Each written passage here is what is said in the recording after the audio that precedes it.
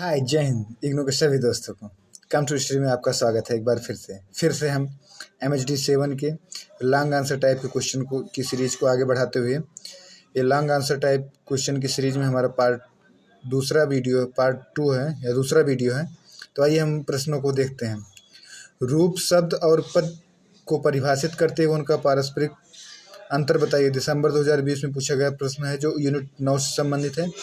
अगला प्रश्न है, भाषा विज्ञान के अध्ययन के संदर्भ में शैली विज्ञान के महत्व पर प्रकाश डालिए। यह प्रश्न दिसंबर 2020 में पूछा गया है, यूनिट 3 से संबंधित है। स्वर और व्यंजनों का अंतर बताते हुए हिंदी व्यंजनों का वर्गीकरण कीजिए। स्वर और व्यंजन ध्वनियों का अंतर बताते हुए हिंदी व्यंजनों का वर्गीकरण कीजिए। दिसंबर 2020 में पूछा गया प्रश्न है जो यूनिट 8 से संबंधित है। अगला प्रश्न है, शिवसर की भाषा संबंधी उदाहरणों की विवेचना कीजिए। जून 2020 में पूछा गया प्रश्न है जो यूनिट 4 से संबंधित है। अगला प्रश्न फिर आप देखते हैं रिपीट हो रहा है।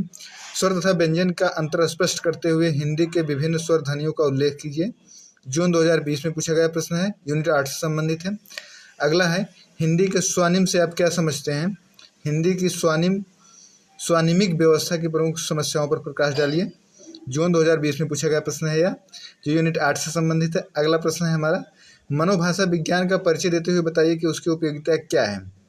जून 2020 में पूछा गया प्रश्न है जो यूनिट 7 से संबंधित है। अगला प्रश्न है, कोश के विभिन्न प्रकारों का परिचय देते हुए कोश निर्माण की प्रक्रिया पर प्रकाश डालिए। जून 2020 में पूछा गया प्रश्न है जो यूनिट 20 से संबंधित है। अगला प्रश्न है, रूप, शब्द और पद को परिभाषित करते हुए उसका अंतर स्पष्ट कीजिए। जून 2020 में पूछा गया प्रश्न है जो यूनिट 9 से संबंधित है।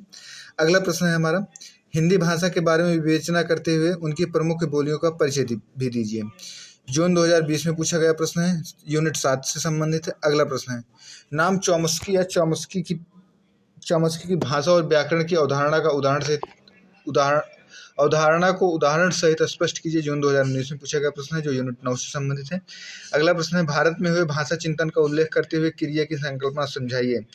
जून 2019 में पूछा गया प्रश्न है, यूनिट 2 से संबंधित है। अगला प्रश्न है, शब्द के विभिन्न रूपों का परिचय देते हुए शब्द और अर्थ का संबंध बताइए। जून 2019 में पूछा गया प्रश्न है जो यूनिट 9 से संबंधित है। अगला प्रश्न है, अर्थ संरचना की व्याख्या करते हुए प्रत्यय और विलोम का साधारण उल्लेख कीजिए। जून 2019 में पूछा गया प्रश्न है जो यूनिट 12 से संबंधित है। अगला प्रश्न हमारा फिर है, शैली विज्ञान के स्वरूप, क्षेत्र और विकास की विवेचना कीजिए। जून 2019 में पूछा गया प्रश्न है, यह भी यूनिट 19 से संबंधित है। अगला प्रश्न है हमारा, व्यतिरेकी विश्लेषण और भाषा दोष की विश्लेषण की तुलना कीजिए। व्यतिरेकी विश्लेषण और भाषा दोष विश्लेषण की तुलना कीजिए। जून 2019 में पूछा गया प्रश्न है यह, जो यूनिट 18 से संबंधित है। अगला प्रश्न देखते हैं, संप्रेषण के स्वरूप को स्पष्ट करते हुए उसके परिप्रेक्ष्य पर प्रकाश डालिए। दिसंबर 2018 में पूछा गया प्रश्न है जो खंड 1 के यूनिट 1 से पूछा गया है। तुलनात्मक भाषा विज्ञान को परिभाषित करते हुए भाषाओं के वर्गीकरण पर विचार कीजिए। यह प्रश्न दिसंबर 2018 में पूछा गया जो यूनिट 3 से संबंधित है। अगला प्रश्न है, रूपिम की संकल्पना स्पष्ट करते हुए शब्द निर्माण में इसके प्रकारों का उल्लेख कीजिए। दिसंबर 2018 में पूछा गया प्रश्न है जो यूनिट 9 से संबंधित है। अगला हमारा प्रश्न है, अर्थ की प्रकृति पर प्रकाश डालते हुए अर्थ ग्रहण की प्रक्रिया को स्पष्ट कीजिए। दिसंबर 2018 में पूछा गया प्रश्न है जो यूनिट 12 से संबंधित है। अगला प्रश्न है, भाषा शिक्षण के संबंध में विभिन्न रूपों का परिचय दीजिए। दिसंबर 2018 में पूछा गया प्रश्न है, यूनिट 16 पार्ट 2 से संबंधित है। तो इसी प्रकार के और वीडियो को पाने के लिए चैनल को लाइक करें, शेयर करें, सब्सक्राइब करें। था यह लॉन्ग टाइप के क्वेश्चन की सीरीज में हमारा दूसरा वीडियो है। इसके बाद एक वीडियो और आएगा, उसके बाद हम शॉर्ट टाइप के आंसर को देखने का प्रयास करेंगे। जय हिंद, नमस्कार।